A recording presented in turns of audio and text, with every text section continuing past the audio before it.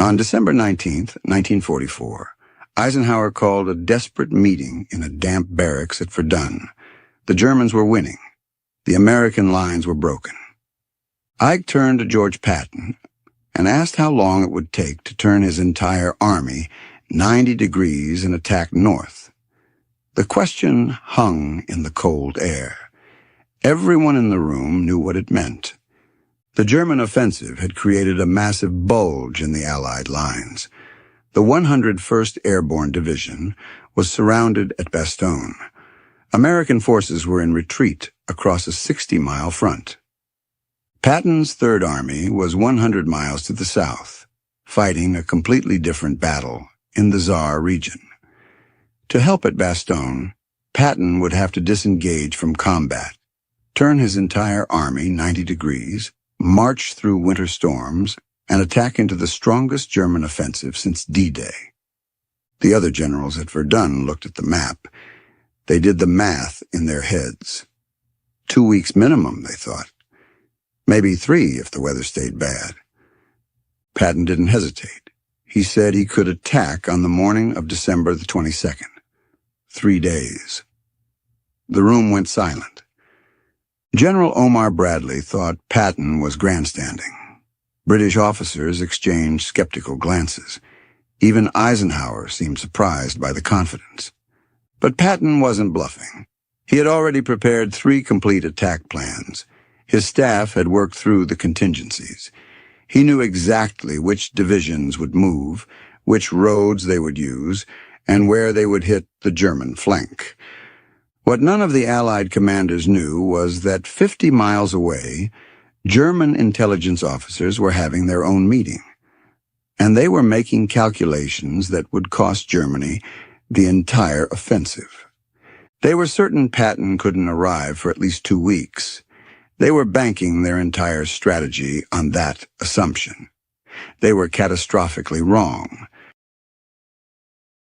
Major General Hasso von Montefel commanded the German 5th Panzer Army. His forces were driving toward Bastogne from the north and east. He was confident the town would fall within days. Von Mantefel's intelligence staff had given him a detailed assessment of Allied capabilities. The report was clear. American reinforcements couldn't arrive in time to save Bastogne. The closest significant American force was Patton's Third Army, but Third Army was fully engaged in the Saar, 100 miles south. German intelligence estimated it would take at least 2 weeks for Patton to disengage, regroup, and mount an offensive north. Von Manteuffel studied the numbers. His staff had accounted for everything. The distance Patton would have to cover, the winter roads, the fuel requirements, the ammunition resupply, the coordination needed to turn an entire army. Hitler's orders demanded they reach Antwerp. Von Manteuffel privately doubted that ambitious goal, but he was confident about one thing. Patton wouldn't arrive in time. He told his staff they would have the town secured before American reinforcements could arrive. It was based on solid intelligence analysis, or so they thought. The German calculation was rooted in their own doctrine. Wehrmacht units required extensive preparation for major operations. Moving an army wasn't something you did in 48 hours. It was a deliberate process that took weeks. German staff procedures demanded detailed planning. Units had to be pulled from the line in proper sequence. Supply dumps had to be repositioned. Artillery had to be moved along with the infantry. Coordination took time. The Germans assumed American forces operated the same way. They assumed Patton would need time to plan, time to coordinate, time to build up logistics. They had seen American caution before. They expected more of the same. But Patton wasn't cautious, and he had already done the planning before anyone asked. What the Germans didn't know was that Patton had been preparing for exactly this scenario since mid-December. He had watched the German buildup in the Ardennes. He had seen the intelligence reports that everyone else was dismissing. On December 12th, 4 days before the German attack began, Patton had called his staff together. He told them the Germans were going to attack through the Ardennes. When they did, Eisenhower would need Third Army to bail him out. His intelligence officer, Colonel Oscar Koch, agreed. Koch had been tracking German movements for weeks. He had identified the concentration of forces. He had warned of an impending offensive. Patton told his chief of staff, Major General Hobart Gay, to prepare contingency plans. He wanted 3 different plans for turning the army north. One for attacking at Arlon, one for Luxembourg, one for Diekirch. Gay thought Patton was being paranoid. Third Army was in the middle of an offensive toward the Siegfried Line. Preparing for a completely different operation seemed like a waste of time. But he knew better than to argue with Patton. For a week, while Third Army fought in the Saar, Patton's staff worked on the contingency plans. They mapped out road networks. They calculated fuel requirements. They identified which divisions could move fastest and which would need more time. By December 18th, when the German offensive was 2 days old and the crisis was becoming clear, Patton's plans were complete. He had 3 fully developed operations ready to execute. All he needed was the order. At the Verdun meeting on December 19th, when Eisenhower asked how quickly he could attack, Patton already knew the answer. He had war-gamed it. He had the logistics worked out. He had briefed his division commanders. The morning of December 22nd, Patton said. 3 days, and he meant it. The German intelligence officers who were calculating that Patton needed 2 weeks had no idea they were dealing with a commander who had already done the work. They had no idea that American logistics could move that fast. They were about to learn. By December 20th, the situation at Bastogne was desperate. The 101st Airborne Division and elements of the 10th Armored Division were completely surrounded. German forces had cut every road into the town. Brigadier General Anthony McAuliffe commanded the surrounded American forces. He had about 18,000 men, but they were running low on ammunition, medical supplies, and food. The weather was too bad for air resupply. Inside the perimeter, it was getting quieter. Not because the shooting stopped, but because they were running out of bullets. Every shot had to count. They were listening to the sounds of German tracks getting closer, wondering if anyone on the outside even knew they were still alive. On December 22nd, German commanders sent McAuliffe a surrender demand. The message was formal and emphasized the hopelessness of the American position. The Germans gave McAuliffe 2 hours to decide. McAuliffe's response became legendary. "Nuts," he wrote back. When the German officers asked for clarification, an American colonel explained it meant go to hell. But McAuliffe's defiance didn't change the tactical reality. His men were surrounded. German artillery was pounding the town constantly. Casualties were mounting. Without relief, Bastogne would eventually fall. Von Monteville and his staff knew this. They were confident they could reduce Bastogne before American reinforcements arrived. Their intelligence still showed Patton at least 10 days away. What von Monteville didn't know was that at that exact moment, Patton's Third Army was already moving. 3 divisions, approximately 133,000 men, were disengaging from combat in the Saar and turning north. The 4th Armored Division was leading the advance. The 26th Infantry Division and supporting infantry were following. Behind them, the entire Third Army logistics system was pivoting to support the new operation. German reconnaissance aircraft spotted some American movement on December 20th and 21st. But the weather was terrible. Visibility was poor. The Germans couldn't get a clear picture of what was happening. Their ground intelligence reported American activity in the Arlon area about 25 miles south of Bastogne, but the reports were fragmentary. German intelligence officers concluded it was probably local repositioning, not a major offensive. They still believed Patton was in the Tsar. They still believed relief was at least a week away. They were making decisions based on assumptions that were already obsolete. What Patton was attempting was unprecedented in American military operations and rare in modern warfare. He was moving an entire army, 3 divisions plus supporting artillery, engineers, and logistics, 90 degrees across a 75-mile front in the middle of winter during active combat. The logistics was staggering. Third Army had to move 133,000 men, 11,000 vehicles, and hundreds of thousands of tons of supplies. They had to do it on icy roads in sub-freezing temperatures with limited daylight hours. The road network was the first problem. There were only a few good roads running north from the Tsar to the Ardennes. Every road would be packed with vehicles, moving bumper to bumper for days. Patton's staff had calculated that if they used every available road, they could move 1 division every 24 hours. The 4th Armored would go first. The infantry divisions would follow in sequence. Traffic control was critical. Military police were positioned at every intersection. Officers with maps directed vehicles to their assigned routes. Any breakdown or accident would create a massive traffic jam. The weather made everything harder. Temperatures were below freezing. Roads were covered with ice and snow. Vehicles skidded and slid.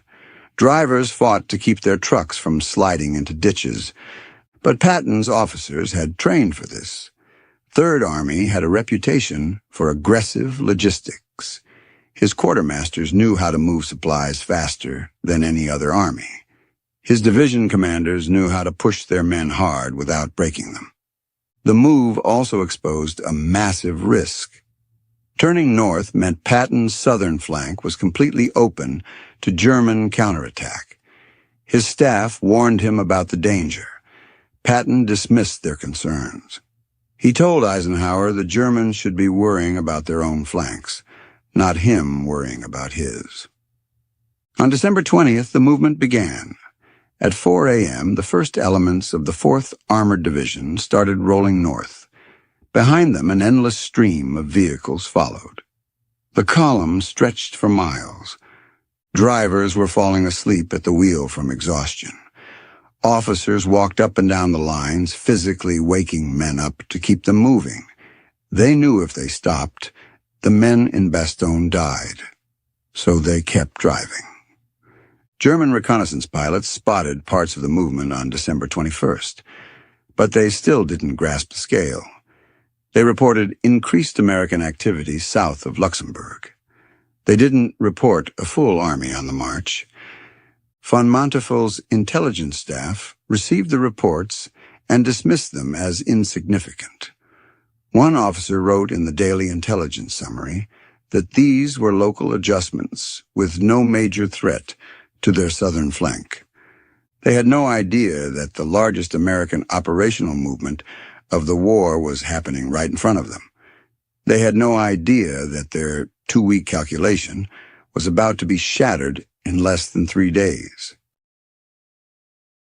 The German failure to detect Patton's movement wasn't just bad luck. It was the result of systemic intelligence failures that would cost them the entire offensive. The Luftwaffe had virtually no air reconnaissance capability by December 1944.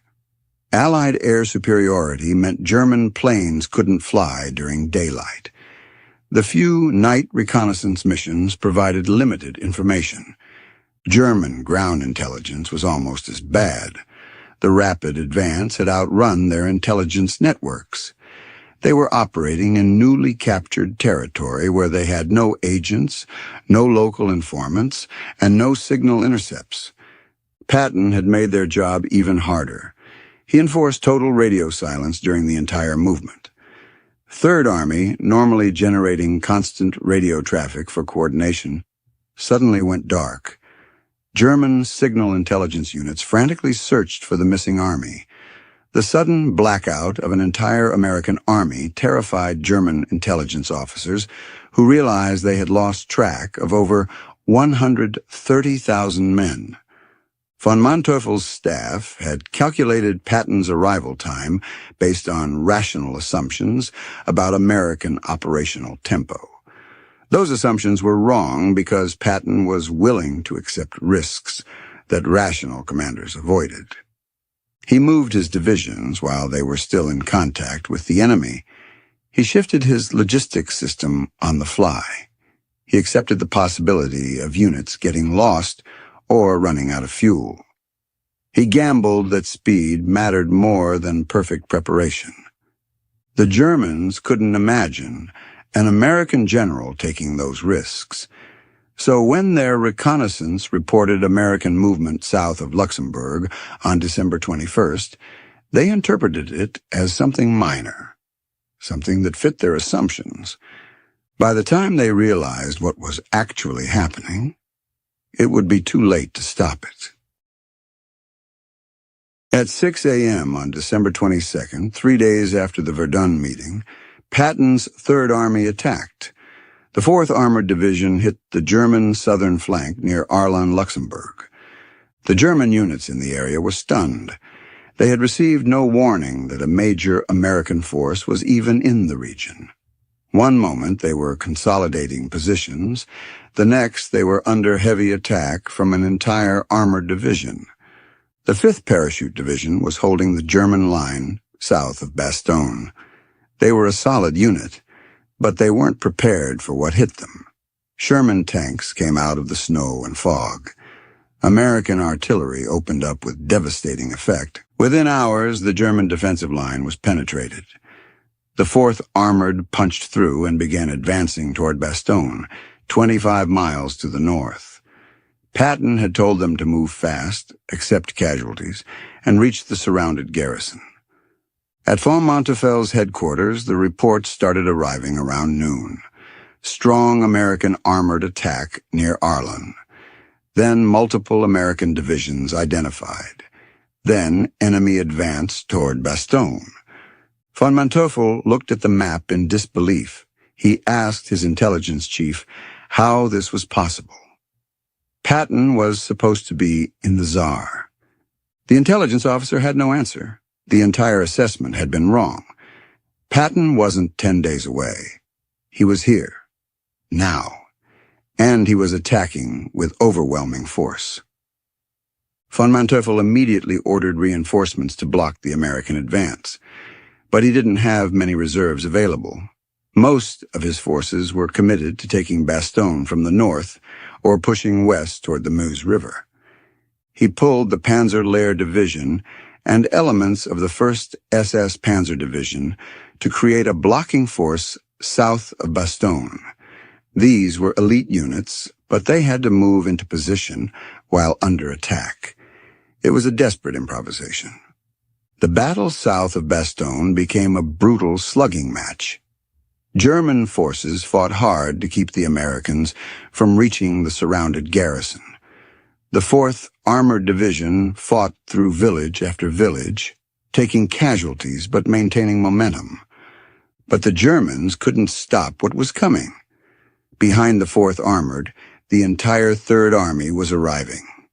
The 26th Infantry Division and supporting infantry were moving into position. Patton had brought overwhelming force. The German southern flank was collapsing. On December 23rd, von Manteuffel sent an urgent message to Field Marshal Walter Model, commander of Army Group B. The message was blunt. Patton had attacked their southern flank with at least 3 divisions. Their intelligence estimates had been catastrophically wrong. Model was furious.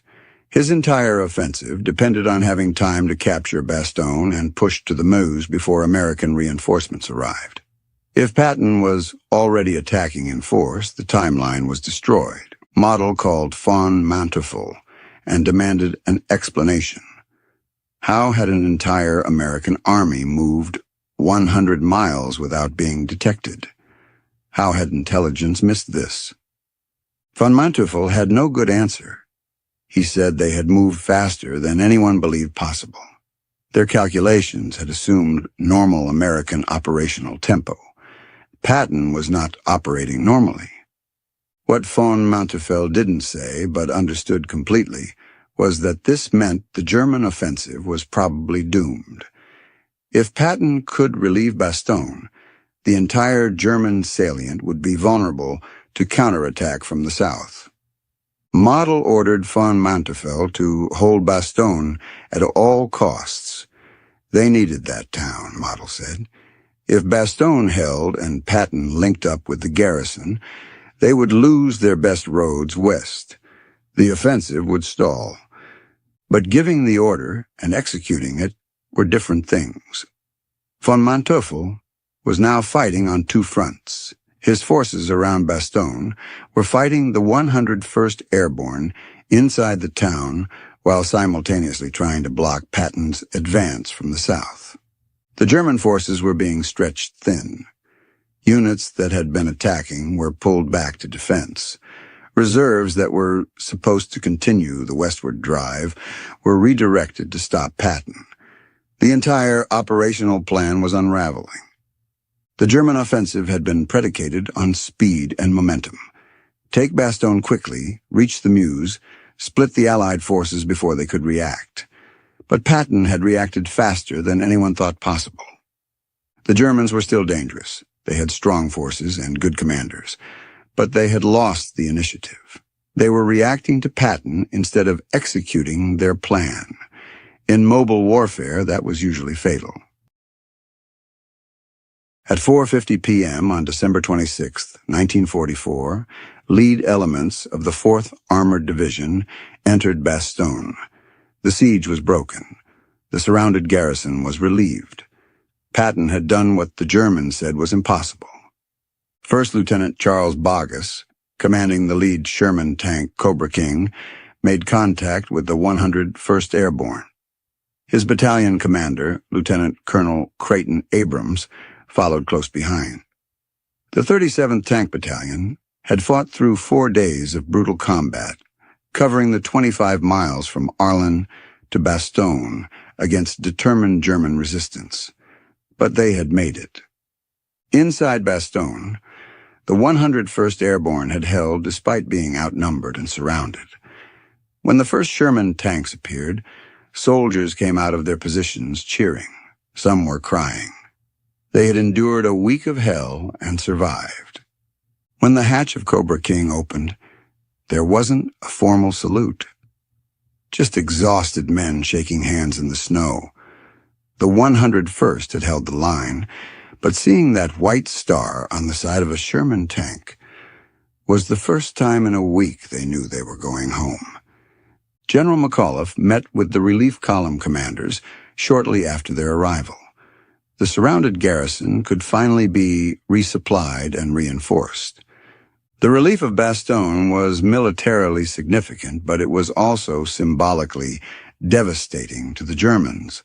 They had gambled everything on a rapid breakthrough before American reserves could arrive. Patton had shattered that timeline.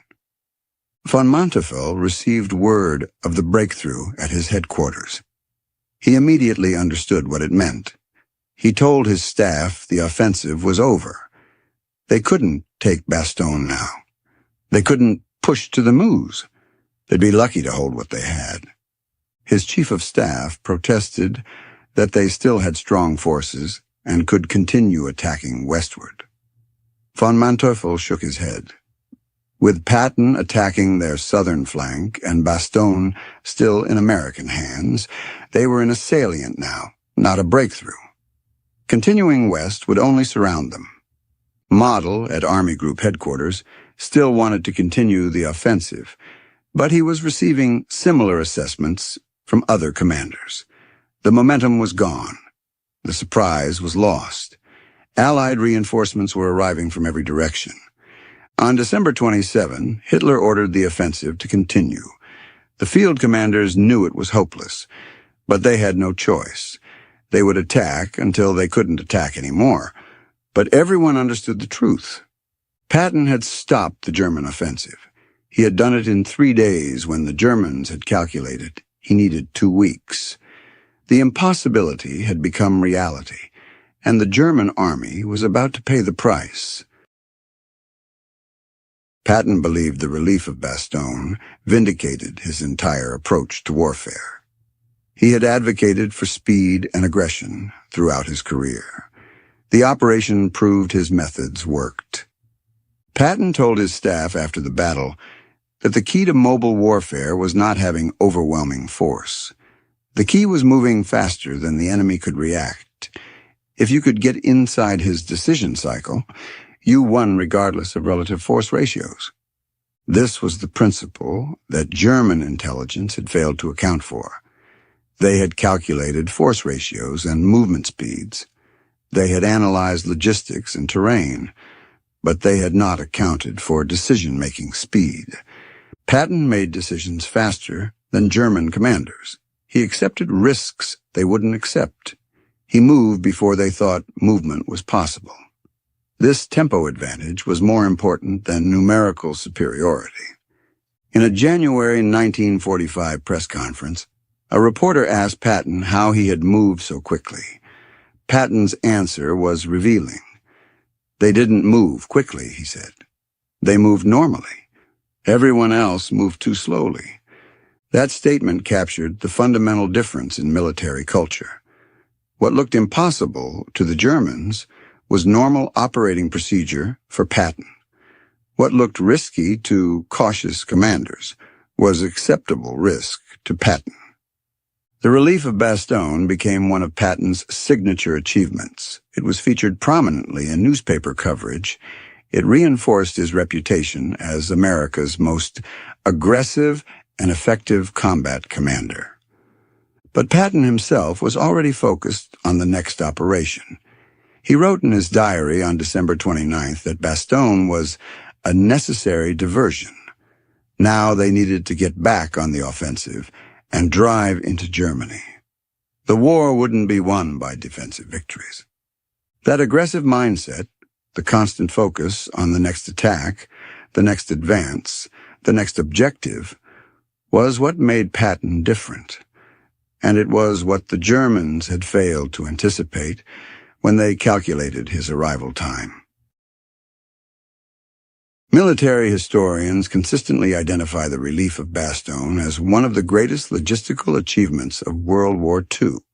It is studied in staff colleges today not just as history, but as the ultimate example of rapid redeployment. What makes the operation legendary is that it succeeded precisely because Patton violated conventional military wisdom. He moved forces while in contact with the enemy. He prioritized speed over preparation. He accepted risks that doctrine warned against. The Germans were right that the operation was extremely risky, but they were wrong that it was impossible. The difference matters. Impossible means it cannot be done. Extremely risky means it might succeed if you have the right leader. Patton bet on his preparation, his logistics, and his troops. The bet paid off. Bastogne was relieved. The German offensive failed, and the German intelligence officers who calculated 2 weeks learned the hard way that sometimes the impossible only takes 3 days, if you have an army, a mission, and the will to win.